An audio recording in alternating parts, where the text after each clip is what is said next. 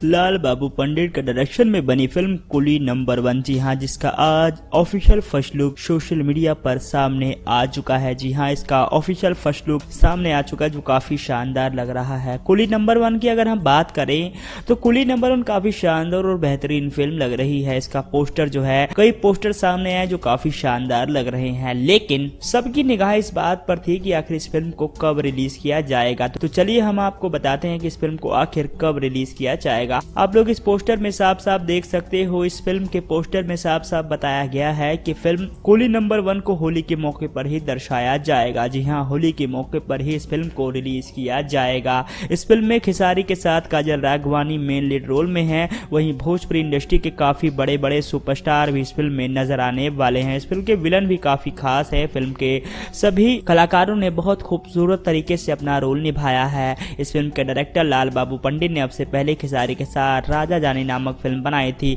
जो box office पर काफी ठीक ठाक कमाल करती नजर आई थी। अब कुली नंबर 1 जो बॉक्स ऑफिस पर धमाका करने के लिए तैयार है। कुली नंबर 1 में बहुत शानदार गाने हमें देखने को मिलेंगे, जिसके हमने आपको तस्वीरें भी दिखाई थी। काजल राघवानी का बहुत ही गजब रोल हमें इस फिल्म में दिखने वाला है। खेसारी लाल यादव के रोल का खुलासा नहीं हुआ है, लेकिन हाँ, जो भी रोल होगा काफी शानदार होगा। लाल बाबू पंडित ने इस फिल्म को बहुत खूबसूरत तरीके से बनाया है।